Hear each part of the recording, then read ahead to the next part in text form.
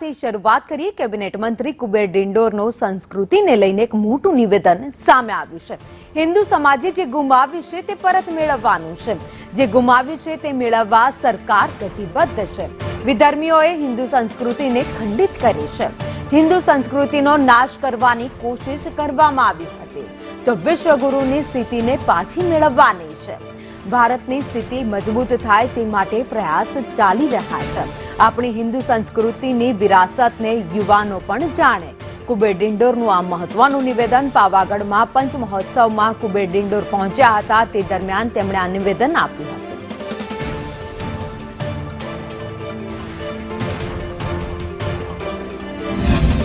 આપણી હિન્દુ સમાજની હિન્દુ સંસ્કૃતિની જે વિરાસત ભવ્ય અને દિવ્ય જે વારસો હતો વિરાસત હતી એને જે વિધર્મીઓ મિત્રો ખંડિત કરવાનું કામગીરી કરી પણ આજે પણ એ અજય અને અમર પાવાગઢની ધરતી પર જે બિરાજમાન છે આવનારી પેઢી જાણે પીછાણે એના માટેના પ્રયત્નો મિત્રો થઈ રહ્યા છે। ને આપણી સંસ્કૃતિને મિત્રો આપણે જે ગુમાવ્યું છે આપણા હિન્દુ સમાજે જે ગુમાવ્યું છે અને મિત્રો આપણી આજની પેઢી યુવા પેઢી આવનારી પેઢી જાણે પીછાણે યાદ રાખો આપણે જે ગુમાવ્યું છે પાછું મેળવવાનું છે। અને આપણા દેશના પ્રધાનમંત્રી નરેન્દ્રભાઈ મોદી સાહેબ એ દિશામાં મિત્રો કામગીરી કરી રહ્યા છે। આપણો દેશ વિશ્વગુરુની સ્થિતિમાં મિત્રો હતો। વિશ્વગુરુની આપણી સ્થિતિને આપણે પાછી મેળવવાની છે।